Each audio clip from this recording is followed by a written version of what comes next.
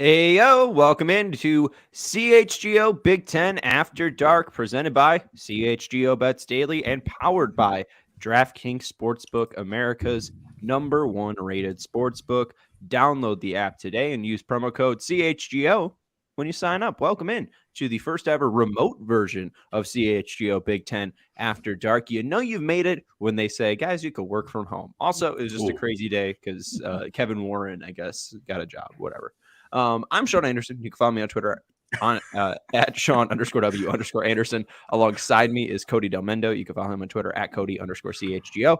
And alongside us is Greg Braggs. You can follow Braggs on Twitter at GBraggsJr23. Guys, it's 6:30. It's way too after dark. It's like, what's the American work day? 9 to 6. I'm all wired out, I guess. Well, my workday starts at 1:20 every day. At least in the cold months, Sean. So you don't do any prep work. You don't do any prep work before. You don't wake up and do any prep. Yeah. All right. My workday starts at like prepping. I probably start my day at like 10:30, 11. So. And what time do you wake up? 9. Yeah. Right. So I mean, like, what you give yourself an hour and a half to wake up? Unless she drags me to the gym with her. What up? Which she tried to this morning, and I didn't go. What a pampered life. Yeah, Brett. What time you getting up, Brick? I'm trudging through the mud this morning at 7 a.m. trying to build scaffold in a complete mud shit show. And then we laid some stone, some of the ugliest stone I've ever laid on a house.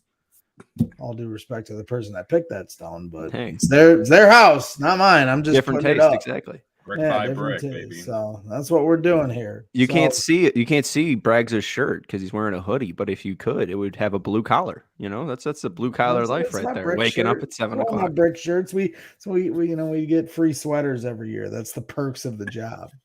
It was just more of a blue. You're like a blue collar worker. It was more blue collar. I got you, buddy.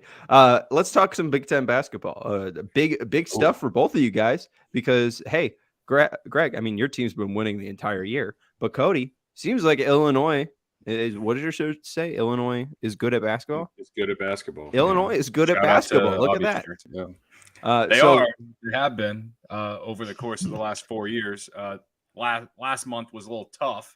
But saw a tweet last night. Are you going to share this?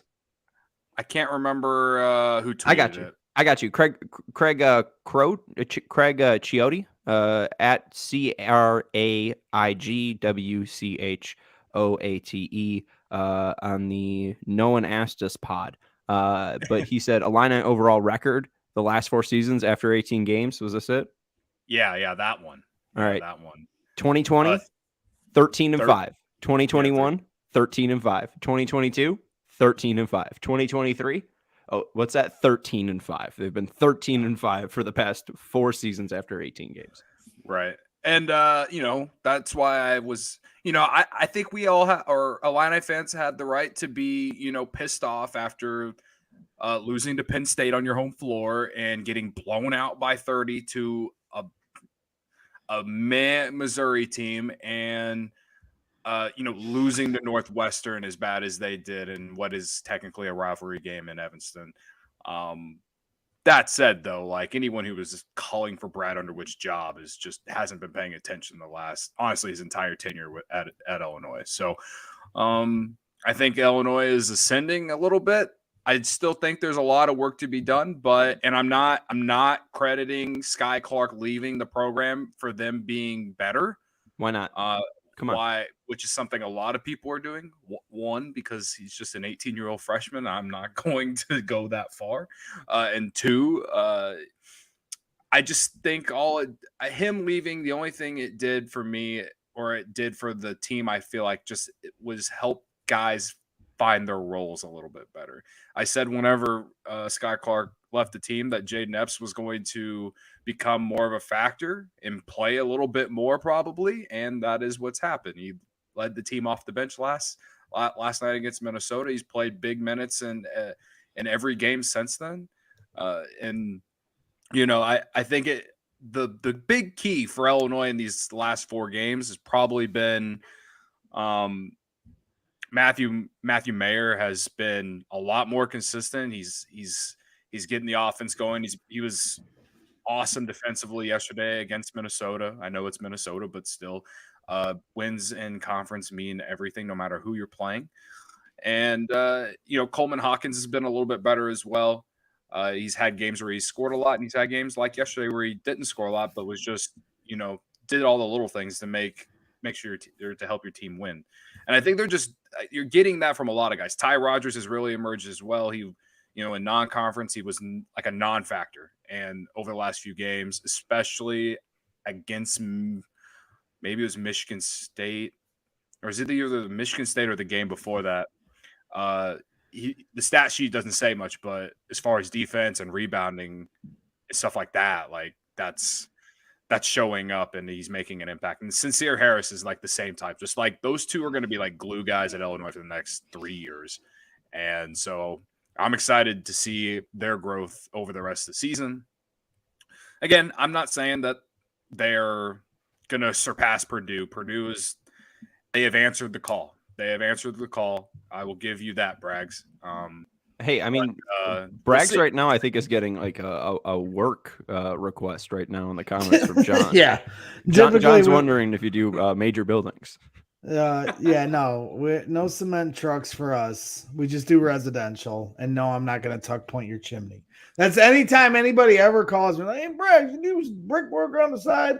It's always, I need you to go on my roof. It's way up in the air and tuck point my chimney because it's falling apart. Adam Hogue actually asked me to do this like 4 years ago. I'm like, where is this house? He's like, in Wisconsin. I was like, get somebody else to do it. Nice. But no, to your point though, the one name you didn't bring up, Cody, respectfully, and this is your squad, so you know better than me, but just from a bird's eye view when it comes to as the color change. Well, I was, I did green for money. I You're forgot distracting me. I'm ADHD. I can't have this. Then orange for Illini, and then blue because Cody, I don't know if you know this, Illini's colors. Okay, that's orange great. and blue.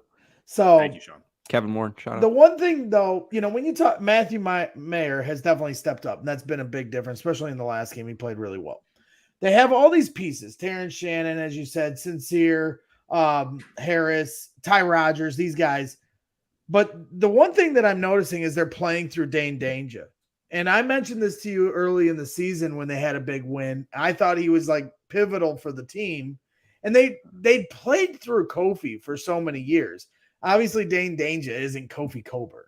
But at the same time, playing through your post is not like people don't want to do that. Like there's some teams that like they think it's boring basketball, and if you do that, you're not going to be able to win a Final Four.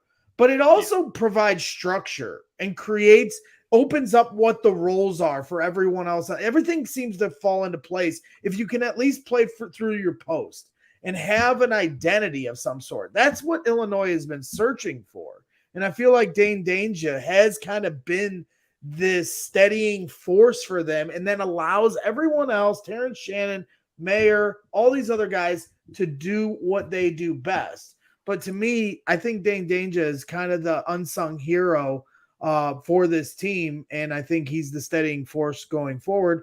They're certainly talented, so I think they're going to get back into the race. The question is, because now Wisconsin has slipped on the banana peel, but they have lost, their guy.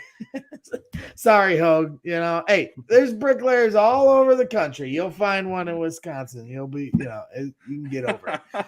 But appreciate you tuning in.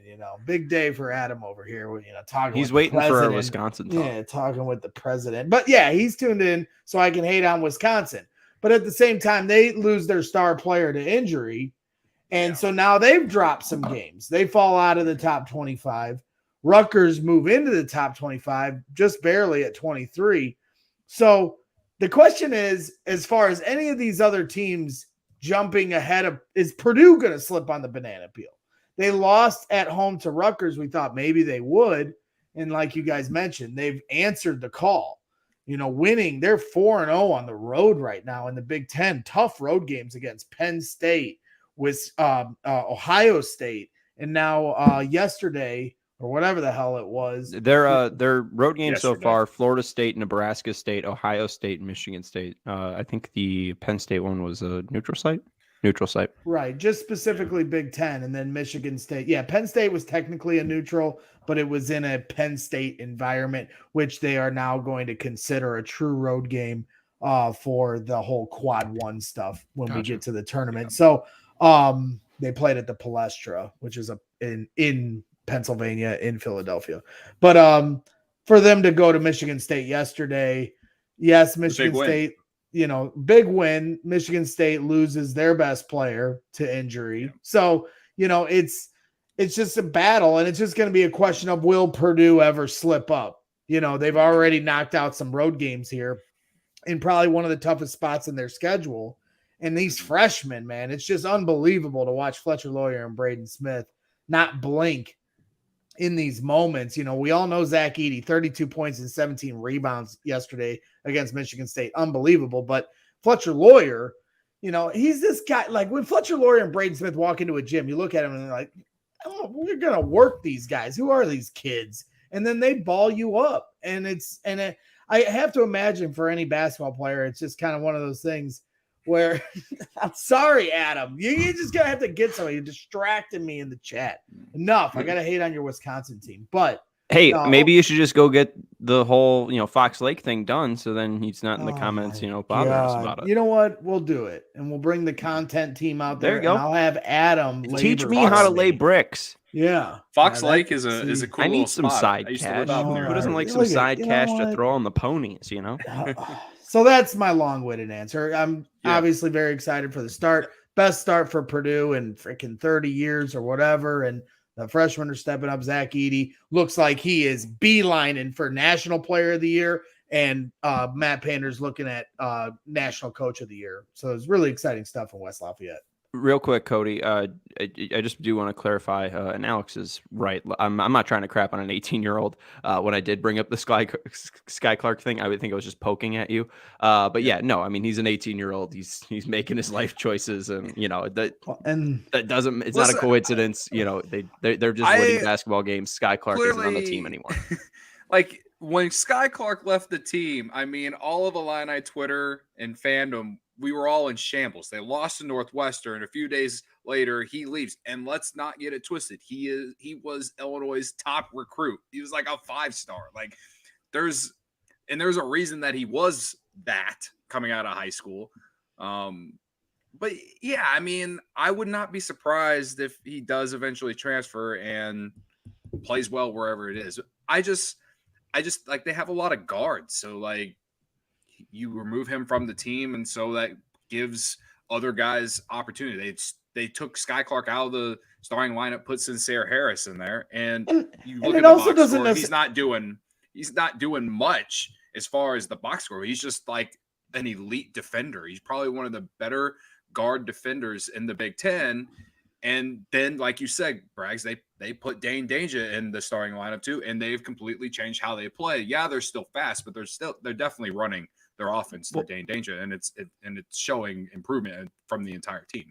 And that's why, like, some of the talk in the offseason was that this Illinois team might be better than last year because, yeah, they might be losing their best player in Kofi Cockburn, but it's going to allow them to play a much more modern game of college basketball. It's going to allow them to play faster. And now you see that, they're able to bring in different defensive matchups off the bench, like, Sincere Harris, like you brought up, but also Dane Danger, like, he's just a different big man than Kofi Cockburn. Cockburn was more back to the basket and was very limited. And even Dane Danger is like more athletic, where he can guard the perimeter where Cockburn can't. It just makes you more versatile. And that's what the talk preseason was that Illinois could be a better team just because they were more versatile. And it was kind of surprising to see them, lose to Northwestern of all teams. So, shocking results, but the fact that they're at 13-5 and they've been at 13-5 the past 4 seasons seems like Brad Underwood's got things under control. It seems like things have started to turn around in Champaign. So I'm just upset, Braggs, right now that, I have to wait all the way until March 5th to have these two programs face off. It's the final game of the year for brutal. In the Big Ten regular season. Does Illinois go to Purdue this year? Yes. And if I feel like I should go. I feel like I should go and just sit next to Braggs this entire game. Should we write up a little request? I've driven to West Lafayette before. Hey, maybe we take see if I can get you a media credential, bud. Oh boy, take the show on the road here. Yeah, for sure. What day is it? Is it on Tuesday? No, it's a Sunday. Damn, it's this big game. And it's not hating on 18-year-olds, but there's only one ball. There's only so many possessions. And so guys trying to find their roles with all these different players, all these different options, trying to go through these rotations. If you're Brad Underwood, I'm sure it was tricky. And then the other thing too, it's not just Sky Clark leaving. Oh, that's an addition by subtraction. Nobody's saying that necessarily. But then the other aspect of it too, it probably did kind of kick everyone in the ass a little bit on the team. Absolutely. Away from Sky Clark, the guys that stayed, so it's a kind of a wake me up. Everybody's, mad about this, that, or the other. The coach is getting upset in the huddles, at Northwestern screaming at the guys. We all know he's a fiery guy, but, I just think the whole thing was a wake me up, and they're playing like it. And they proved it. Alex was giving me some crap on Twitter about it, and I wanted to see them prove it. And they did that and won a big game at home. So let's see them continue to stack these wins. Certainly it'll be interesting. We're not going to pick on 18-year-olds here, but somebody mentioned in the chat about Tom Izzo throwing temper tantrums. And I highly suggest anyone that didn't get to see Tom Izzo's post-game press conference after the Purdue loss, he said one of the wildest things I have ever heard. I'm not even going to say it here on the show because it was absolutely ridiculous. But, to paraphrase, he was basically comparing his day. He said something about Martin Luther King Day and showed the kids I had a dream. And he was like, but I had a nightmare today. And I was like, what are you talking about, Tom? How about we not compare the struggle of Martin Luther King to you losing a basketball game today? That man is just off his rocker. I mean, it's like, I got respect for him as a coach, but man, does he have a temper tantrum. It's crazy. Jesus. Oh, yeah. He has at least I had a dream that turned into a little bit of a nightmare. That's literally what he said. I couldn't believe it was I was laughing because we all know how coaches are. They're just so enamored, but it was like, read the room, Tom. Like, what are you doing? It's hilarious because too, the Baltimore Orioles owner, just to get into MLB a little bit, John Angelos, berated a Baltimore Orioles reporter because he asked a question about if the Orioles were going to be staying in Baltimore, just because the ownership group is kind of up in turmoil and the guy hasn't spoken in 4 years. So they finally get him at a media event and he's like, oh, I guess I can ask him questions. And then he gets berated for asking him a question on Martin Luther King Day. And the guy's like, are you even from here? And the guy's like, yeah, I've lived here my entire life. And yet you, the owner of the Orioles, don't live here, have properties in 4 other states, and he basically did who you crapping, but through text. So shout out to Dan Connolly of the Athletic. But anyways, let's take a quick break here. We'll get more into Big Ten basketball, but we got to talk our bets, Cody, and obviously we got to let the people know about the best sports book out there, DraftKings Sportsbook. The NFL playoff action continues. We're one step closer to Super Bowl 57. The Bears are still at 1, Braggs, just to check in at the draft. So, you don't really care about 57. You just care about 1. And for the NFL divisional round, check out DraftKings Sportsbook, an official sports betting partner of the NFL. New customers can bet just $5 and get $200 in free bets instantly. Plus, all new and existing customers can take a shot at even bigger payouts with DraftKings stepped up same game parlays. Boost your NFL winnings with each leg and add up to 100. Boost your NFL winnings with each leg. You add up to 100%. Does that make any sense? Am I reading that wrong? I think I'm just reading that wrong. I'm having difficulties today. Hey, Cody, guess what? We went 2-1 on our money line picks, though. We took the Jags. That's a winner. We took the Giants. That's a winner. The Bucks we won't talk about. But hey, you win some and you lose some. That's still a 66% win percentage. What you like so far this weekend? Just one NFL pick. I mean, I love the Giants, man. I love the Giants. Let's keep going. I think they're the one dog that can actually win outright. Only because they're playing a divisional opponent. They've seen each other, multiple times already this year, and Giants building some big momentum after going into Minnesota and not only just winning by a few points, but winning by a touchdown. Daniel Jones looking like a running back, but also throwing for 300 yards. It was like a coming out party for him. I'm not fully bought in on him being, some elite quarterback or anything, but the way that they're using him and the way they run that offense, I think Eagles fans should be a little scared, man, in my opinion. Cody's At least giving the Lee Corso the 7. Yeah, Cody's giving the Lee Corso not so fast, my friends. I told you this stat. This is from Arjun Menon.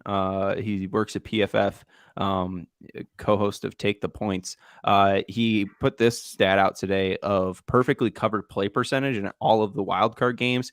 Tampa Bay's offense was covered 60% of the time. Dallas had 60% plays perfectly covered, where the wide receivers received a grade of 0 or better. And the Giants against Minnesota, 20.9%. So Dable did a great job of getting guys open. And even though they don't have a Mike Evans or Chris Godwin, those guys were still getting open. Maybe that says a little bit about the Vikings defense, but I do think you're onto something. Dable did a great job in his first playoffs. Make sure you download the DraftKings Sportsbook app and use code CHGO. New customers can bet just $5 on the NFL divisional round and get $200 in free bets instantly. Only at DraftKings Sportsbook with code CHGO. Minimum age and eligibility restrictions apply. See show notes for details. Cody, what other picks you got tonight? All right, so I tweeted them out earlier, and some of these games have already started. So I'll go straight to the ones that haven't started yet. Let's go with Iowa State -2.5 against Texas. Iowa State at home. Texas, obviously, they're a top 10 team. Iowa State's right there. I think that they're one of the better teams in the Big 12. So I like them with a home crowd -2.5. I like Baylor as an underdog against Texas Tech, who I believe has yet to win a conference game. So you could say, well, Texas Tech, they're due. They're due. You could say they're due. But I like Scott Drew and I like Baylor. So I'm going to take Baylor on the money line. I'm going to take Baylor +2.5, and I'm taking the over because Baylor loves to play fast and Texas Tech sucks against defending the 3. So I think that if all 3 of those hit tonight, then I'm going to feel very good about my gambling night. Best of luck for you. Yeah. And then I like Murray State +7 against Belmont. Both teams in the Missouri Valley now. Both used to be in the OVC. I just think 7 points is too big. Like these two teams were like kind of like rivals in the OVC because they were the only good, consistent teams in the OVC. Now they're playing each other. You give me 7 points at Murray State against a Belmont team. They play each other every year. They get up for this game. So I think 7 points is a lot. So I'm going to take Murray State +7. And Vanderbilt +8.5 against Alabama. I'm a little scared, but Vanderbilt's an 8.5-point dog at home against a very, very, very, very, very, very, very good Alabama team. But they've played up with some teams this year. I like Jerry Stackhouse as a coach. So yeah, that's what I'm taking. Right now, Florida State +5. I took that as well. That's looking really good. They're up by 10 at halftime against Notre Dame. If you ever see Notre Dame as a favorite, and we're talking about in basketball, please take whoever the other team is because Notre Dame basketball stinks this year. They are awful. Awful. They're like 1-6 in the ACC. If you could ever get a chance to take Notre Dame or take whoever you're facing or whoever's facing Notre Dame and they're an underdog, take them. That's my advice moving forward if you didn't take Florida State +5 today. Hey, and Florida State was even a little iffy, so I'm surprised to hear you rave about Notre Dame. I saw them take down a very feisty Southern Indiana team earlier on this year, and I made my mind up that Mike Breen and the boys were really good. But I haven't paid attention to Notre Dame men's basketball since you brought it up. The easiest bet tonight. I don't need to get into my teasers. My teasers are a long shot. I went 5 of 6 yesterday, but Cody, even when you go 5 of 6, that's still a loser. My teasers, I'm not really too hot on them. One of them was 6.5 for Kansas State, so I'm at least rolling with that. But here's the big one. Okay, the Buffalo Sabres are playing the Chicago Blackhawks. You can get the Sabres to be leading after the first half and to be winning the end of regulation at plus 210. The Blackhawks, I think, in 34 games, have given up the first goal in 25 of them. The Buffalo Sabres are good at hockey. The Blackhawks are not. And I also believe that Stalock, their best goaltender, is out with a concussion, which means he won't play, which means Mrazek will. And I think the last time that Mrazek started, he allowed 5 goals and played 12 minutes. So I will say that the Sabres to kick the hell out of the Blackhawks is your best bet tonight. And I don't really need to go into the analytics there. Nope. The Blackhawks just stink. Tage Thompson had 2 goals, 1 assist last time the Blackhawks and Sabres faced off, and that was earlier on in the season. I think Tage to score 2+ again is a great bet. I think Tage to score 3 goals is a decent bet, but I do have him as an anytime goal scorer. Sabres to score the first goal and to win the first period at plus 235. I think that's a great parlay if you're looking for something tonight in the Blackhawks and Sabres game. All right, guys, let's look ahead to the weekend or any other Big Ten basketball things that are grabbing your action. One thing betting wise, I didn't know if you guys came across, but did you see the 5-leg parlay the guy fell short of over the weekend to make $1 million off a $43 bet? Because Justin Jefferson didn't score, right? His 5-leg parlay was Christian McCaffrey, first touchdown scorer, Austin Eckler, Dawson Knox, and Justin Jefferson, all to be first touchdown. And Justin Jefferson came half a yard, not even, short of the end zone, and $43 bet would have got him $1 million. I don't need that. I don't need that in my life. Like, you know what, man? If I could win $100, that'd be nice. $1 million? Fuck out of here. Just to have the balls to make that bet is impressive enough for me. Like he should have cashed out after Saturday happened. I wonder what it was sitting at after Saturday's game, because Christian McCaffrey was in there, and then he had another one that was related to the Jags game, right?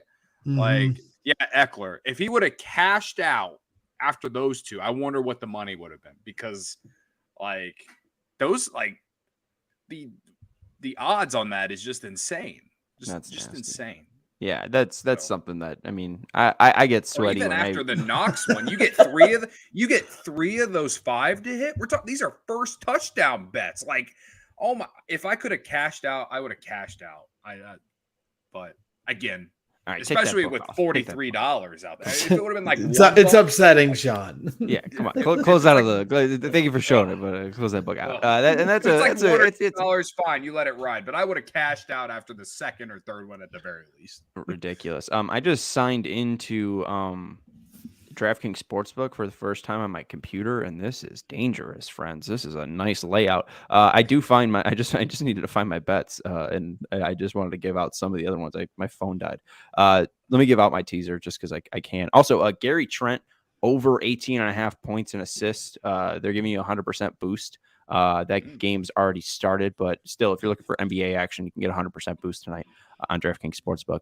Kansas State plus 6.5, North Carolina minus 9, under 150 for Western Michigan, Ball State, Rhode Island plus 13 against Richmond, Penn State plus 8.5. I tailed that one with you, Cody, against Wisconsin, and then Wake Forest plus 1 versus Clemson. Clemson can win that one, Cody, but I just need Wake to at least cover 1. All right, and that's it. yeah, those are my picks for at least tonight. Any other Big Ten things grabbing your attention, guys? Ohio State fall to Minnesota. Iowa has continued their hot streak. Rutgers is in second place, and Indiana just won a game. And Cody, you got Indiana coming to town soon. It's a huge game for your Fighting Illini. Where you guys want to start, Braggs? You can go ahead. Yeah, I mean, Braggs, go ahead. Indiana's still struggling in my book. Same, but Rutgers, between, I think Cody and I were kind of in competition here for whose dark horse to start the year was going to have a better shot. And I'm pretty proud of myself. There were some people laughing at me when I brought up Rutgers on that first show. And right now they are sitting pretty. And if they had not gotten screwed at Ohio State on that game-winning buzzer beater, they'd be tied with Purdue at the top of the Big Ten. And technically with the tiebreaker having beaten Purdue, the Rutgers are no joke. Ladies and gentlemen, they are going to be a top 4 team in the Big Ten at this point. I mean, nothing will surprise me. I understand the ebb and flow of this whole thing, but they're built. They are built for the Big Ten. They have all the pieces, and Cam Spencer is becoming one of the most hated dudes, and he's hitting game-winning shots at Northwestern and Purdue, and he almost hit one the other night at the buzzer before it went to overtime, whatever the hell they're doing. It's just like I really enjoy watching Rutgers play.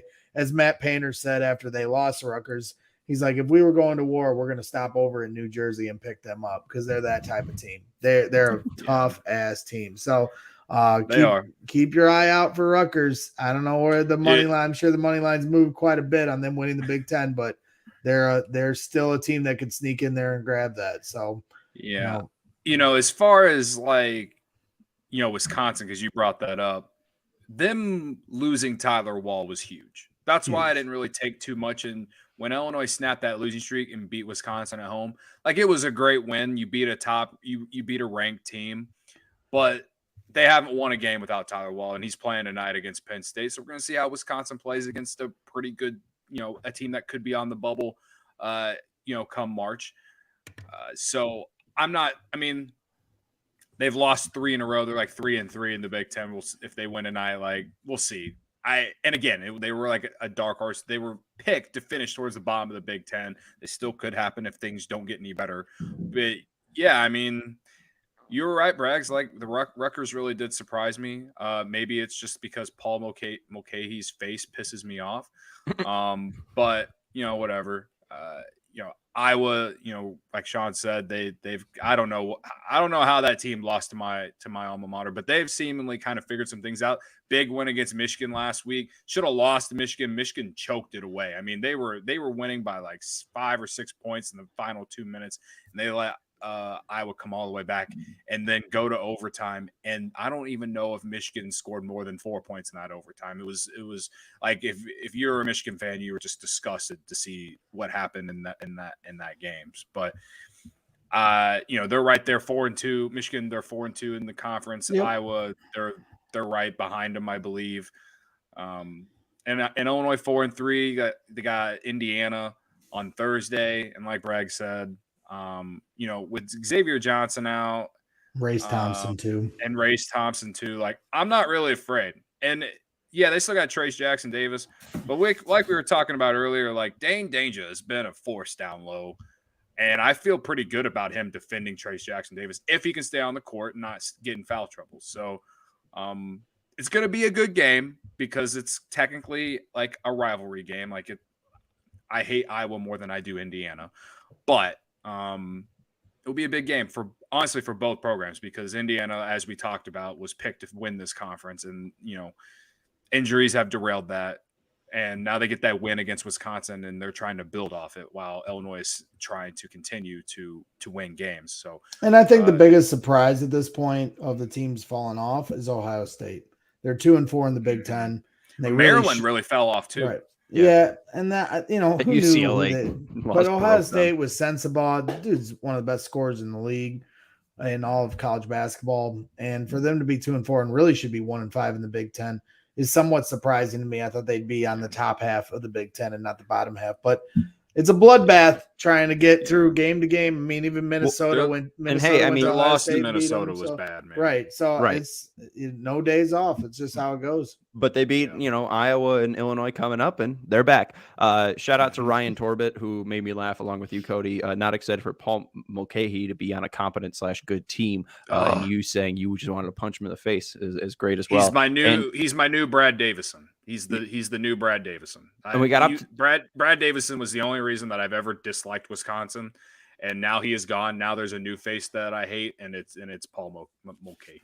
Yes. And we got up to 25 viewers too. And shout out to Kurt. I think he was one of them. Make sure you guys are hitting the like button. I'll hit that like button. Kurt said, not a college basketball fan, but here to support Braggs and gang after hours. After dark, really. It's Big Ten After Dark. Final thoughts. And you're here a fan of money, Kurt. And these guys above me here are going to help make you money across all sports. So we talk a little Big Ten ball on our CHGO Big Ten After Dark shows, and then these guys throw in how you're going to make some money from your couch. So well worth your half hour or 45 minutes, depending on how long me and Cody ramble. Hey, and folks, payday, at least for us, is the 20th, and Bayern Munich is playing, and I got Bayern Munich bets, all right? So we already got soccer bets for you, folks, so make sure you're tuning in. Any other games catching your eyes this weekend, or can we say au revoir, like the Bulls guys are, because they're in Paris? I'm going on vacation this weekend, so it's all you Where guys. Are you going? I'm going down near Nashville to go see a concert with my wife, and we're going to enjoy ourselves. Who are you seeing? We are country music fans, so we're going to see Old Dominion. I've never. Nice. Love that school. That's a great university. Go Monarchs.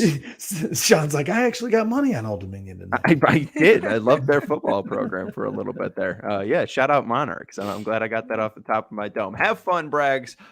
You deserve it after waking up at 7 o'clock and laying bricks. That's the millennial in you, where Cody and I, the Gen Z in us, we wake up at 10 o'clock. Well, we're all gonna fix Adam Hogue's chimney. Yes, this summer. Hey, I'm down. Point. It's Fox Lake. I've heard it's beautiful. Anyways, I've been to Fox Lake. It is beautiful. I think it's fine, right? It's fine. Yes, it's fine. Honestly, it might as well just be Wisconsin, but it might as well, and that's why Braggs was right when he described it as Wisconsin. That's Greg Braggs, bricklayer extraordinaire and Big Ten basketball aficionado. You can follow him on Twitter at gbraggsjr23. You can follow Cody Delmendo, Illinois basketball aficionado, on Twitter at Cody_CHGO. You can follow me on Twitter at Sean_W_Anderson. We appreciate everyone for hanging out with us. And again, hit that like button on your way out. Shout out to Stephen Nicholas for producing the show. We'll be with you tomorrow at 3 p.m. for Cody and I giving you bets. Again, it's a daily show, folks. We'll talk to you when we're millionaires.